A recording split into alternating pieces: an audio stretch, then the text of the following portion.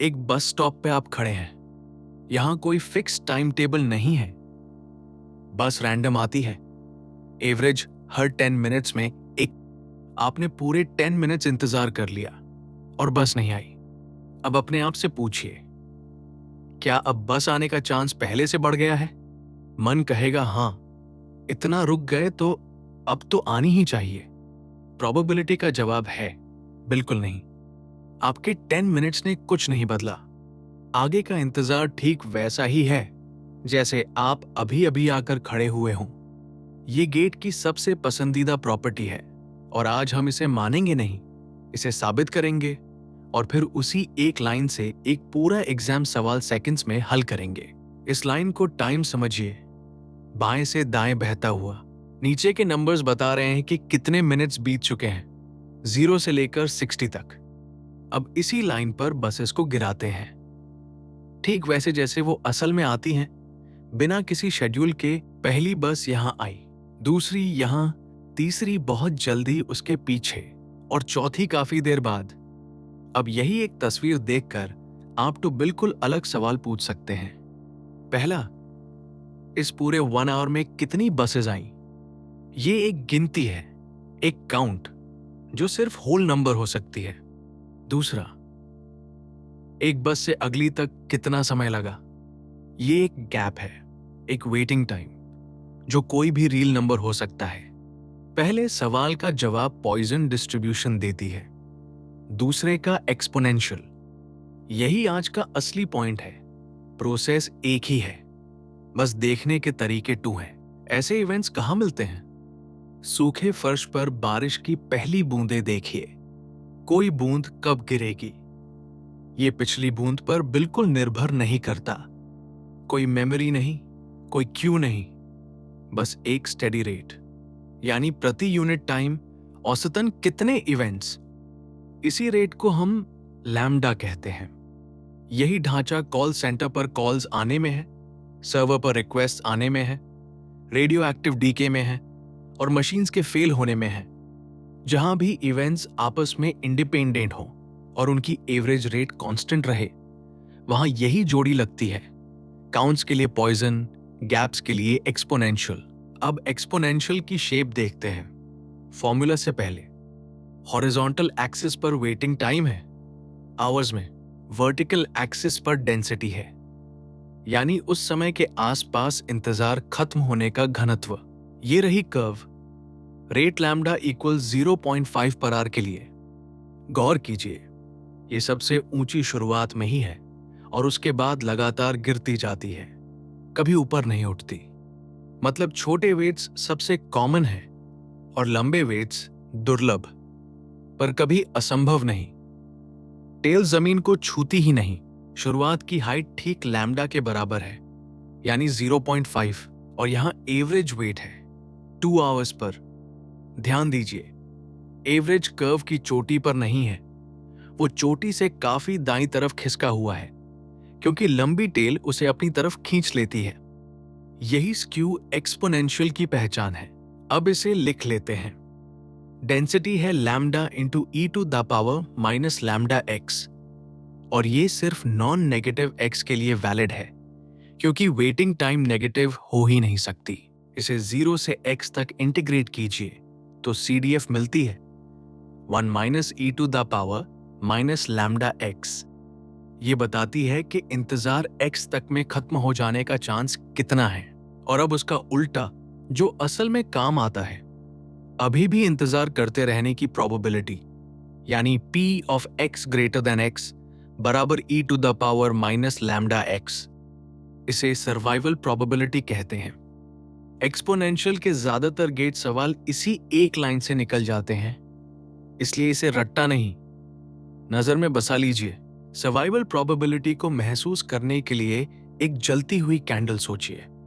हर पल उसके बुझने का एक बराबर मौका रहता है, और जितना समय बीतता जाता है, अब तक जलते रहने की प्रोबेबिलिटी उतनी ही गिरती जाती है, पर कभी एग्जैक्टली 0 नहीं होती। यही वजह है कि एक्सपोनेंशियल को लाइफ टाइम मॉडल भी कहते हैं। मशीन के फेल होने तक का टाइम, कस्टमर के आने तक का टाइम, पैकेट के पहुंचने तक का टाइम, सवाल में जब भी शब्द दिखें, टाइम अंटिल, वेटिंग टाइम या लाइफ टाइम, दिमाग में सबसे पहले एक्सपोनेंशियल आना चाहिए, कोई और डिस्ट्रीब्यूशन नहीं। मीन और वेरिएंस रटने की चीज नहीं है, निकालने की है। मीन की डेफिनेशन है एक्स इंटू डेंसिटी का इंटीग्रल 0 से इंफिनिटी तक। इसे बाय पार्ट्स हल कीजिए। पहला हिस्सा दोनों सिरों पर 0 हो जाता है और बचता है सिर्फ e to the power minus lambda x का इंटीग्रल, जो देता है 1 बाय लैम्डा। तो मीन बराबर 1 बाय लैम्डा। ये कॉमन सेंस से भी मिलता है। रेट जितनी तेज, इंतजार उतना छोटा।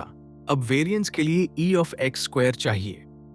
वही इंटीग्रल एक बार और बाय पार्ट्स करने पर मिलता है 2 बाय लैम्डा स्क्वायर, और वेरिएंस होती है e of x square minus mean का स्क्वायर, यानी 2 by lambda square minus 1 by lambda square बराबर 1 बाय लैम्डा स्क्वायर।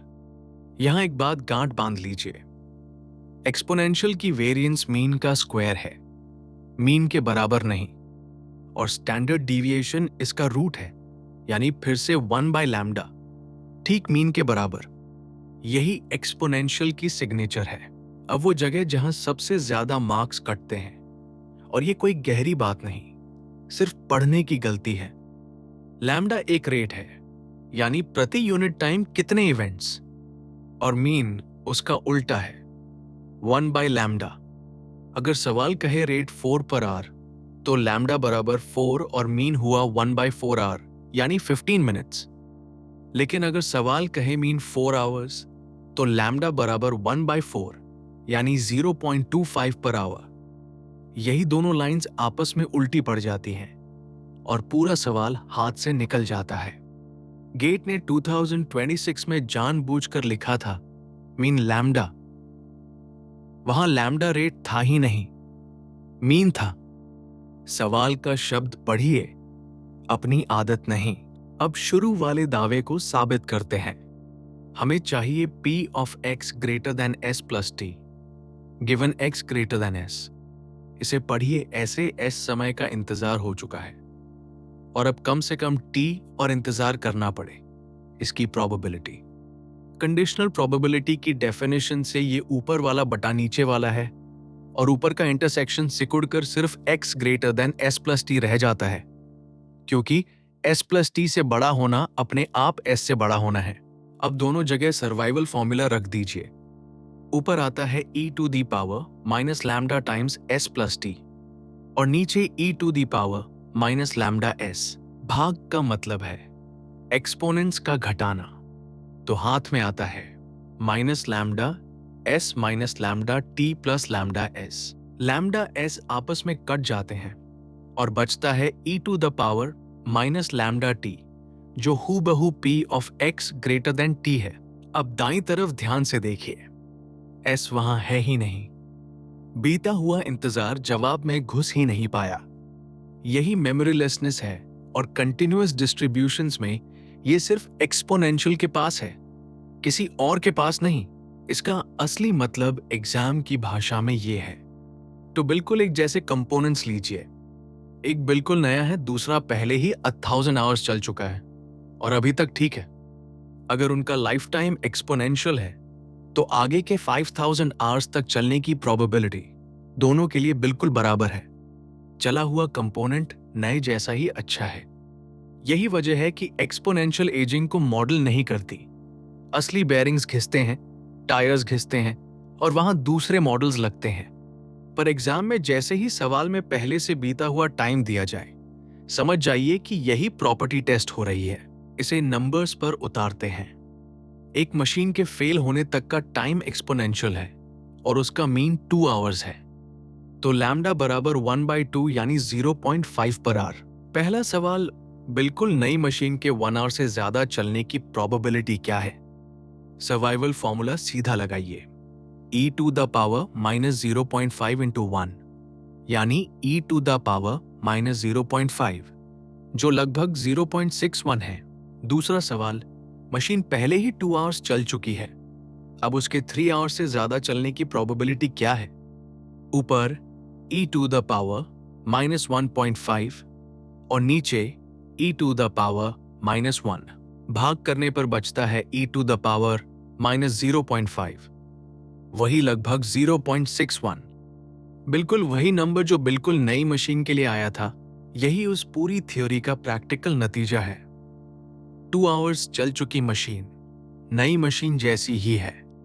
एग्जाम में इस लाइन को पहचान लेना ही पूरा सवाल है। भाग करने की भी जरूरत नहीं पड़ती, सीधे बचे हुए टाइम का सर्वाइवल लिख दीजिए और आगे बढ़ जाइए। अब उसी टाइमलाइन को दूसरी नजर से देखते हैं। गैप्स को भूल जाइए, सिर्फ गिनिए। दुकान के दरवाजे पर बैठे उस गार्ड को सोचिए जिसके हाथ में एक टैली काउंटर है। हर कस्टमर के अंदर आते ही वो एक क्लिक दबा देता है। उसे परवाह ही नहीं कि 2 कस्टमर्स के बीच कितना समय लगा। उसे सिर्फ आर के अंत का नंबर चाहिए। यही नंबर एक रैंडम वेरिएबल है और ये सिर्फ होल नंबर्स लेता है, 0, 1, 2 और आगे। हाफ कस्टमर जैसी कोई चीज होती ही नहीं। इसी काउंट की डिस्ट्रीब्यूशन का नाम है पॉइजन। मान लीजिए उस दरवाजे से एवरेज 2 कस्टमर्स पर मिनट अंदर आते हैं, यानी उस 1 मिनट के लिए लैम्डा बराबर 2। अब देखते हैं किस काउंट की कितनी प्रोबेबिलिटी बनती है। एक भी कस्टमर न आने की प्रोबेबिलिटी लगभग 0.14 है। ठीक 1 कस्टमर आने की प्रोबेबिलिटी लगभग 0.27 और ठीक 2 की प्रोबेबिलिटी भी वही 0.27। ये इत्तेफाक नहीं है। जब लैम्डा पूरा होल नंबर हो तो लैम्डा पर और लैम्डा -1 पर प्रोबेबिलिटी हमेशा बराबर निकलती है। 3 पर प्रोबेबिलिटी गिरकर लगभग 0.18 रह जाती है, 4 पर लगभग 0.09 और 5 पर सिर्फ 0.04। साफ दिख रहा है कि सारा वजन एवरेज के आसपास इकट्ठा है और दोनों तरफ तेजी से गिरता है। और सबसे जरूरी बात, बार्स के बीच खाली जगह है। ये डिस्क्रीट है, कोई स्मूथ कर्व नहीं। अब पॉइसन का फॉर्मूला और उसके साथ वो एक लाइन जो गेट को सबसे प्यारी है। P of x equals k बराबर e to the power minus lambda into lambda to the power k divided by k factorial, जहां k कोई भी होल नंबर है, 0, 1, 2 और आगे। ऊपर वाला e to the power minus lambda ही ये पक्का करता है कि सारी प्रोबेबिलिटीज जुड़कर 1 बने। और अब वो सिग्नेचर, पॉइजन का मीन है लैम्डा और वेरिएंस भी लैम्डा, दोनों बराबर। ये एक्सपोनेंशियल से बिल्कुल उल्टा है, जहां वेरिएंस मीन का स्क्वायर थी। इसका सीधा एग्जाम फायदा यह है कि अगर सवाल में सिर्फ वेरिएंस दी हो तो लैम्डा आपको मुफ्त में मिल गया। अब वो हिसाब जिस पर सबसे ज्यादा सिली गलतियां होती हैं। एक हेल्पलाइन पर calls average rate 3 per hour से आती हैं। पूछा गया है 20 मिनट्स की विंडो में कम से कम 1 कॉल आने की प्रोबेबिलिटी। पहला काम, और यही सबसे जरूरी है, लैम्डा को उस विंडो के लिए दोबारा नापिए। 20 मिनट्स एक आवर का 1/3 है, इसलिए लैम्डा बराबर 3 इंटू 1/3 यानी 1। यहां लैम्डा 3 नहीं है, चाहे सवाल में 3 ही लिखा दिख रहा हो। अब फॉर्मूला k बराबर 0 रखिए। ऊपर आता है e to the power -1 into 1 to the power 0 और नीचे 0 फैक्टोरियल। दोनों 1 है, इसलिए पूरा एक्सप्रेशन सिकुड़कर सिर्फ e टू द पावर -1 रह जाता है, यानी लगभग 0.37। कम से कम 1 चाहिए, तो 0 वाला केस पूरे में से घटा दीजिए। 1 minus e to the power -1 लगभग 0.63। यही सही आंसर है। और ये रहा वो गलत जवाब जो जल्दबाजी में निकलता है। लैम्डा को 3 ही रहने दिया तो आता 1 minus e to the power -3 यानी लगभग 0.95। बिल्कुल अलग नंबर, और ऑप्शन लिस्ट में वो जानबूझकर रखा जाता है। रेट और इंटरवल की यूनिट्स पहले मिलाइए, फॉर्मूला बाद में लगाइए। अब उस ड्युअलिटी को एक तस्वीर में पकड़ लीजिए। एक रिकॉर्डर से निकलती कागज की पतली पट्टी सोचिए, जिस पर हर इवेंट एक निशान छोड़ जाता है, कहीं निशान पास पास, कहीं बहुत दूर। इसी एक पट्टी को 2 तरीकों से पढ़ा जा सकता है। पहला, किसी तय लंबाई में कितने निशान आए, यानी काउंट।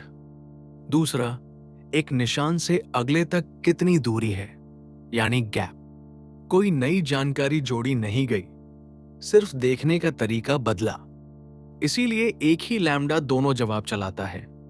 और इसका सबसे साफ सबूत अगले स्टेप में है, जहां दोनों आमने सामने खड़े होते हैं। ये रही वो इक्वेशन जो दोनों को जोड़ती है।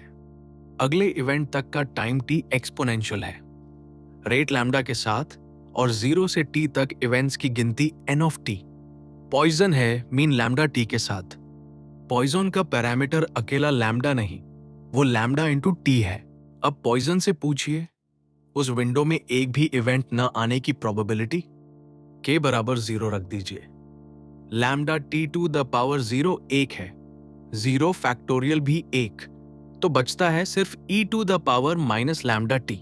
अब वही सवाल एक्सपोनेंशियल से पूछिए, पहला इवेंट t के बाद आने की प्रोबेबिलिटी, ये तो सर्वाइवल ही है, e to the power minus lambda t. बिल्कुल वही चीज, और ये इत्तेफाक नहीं है।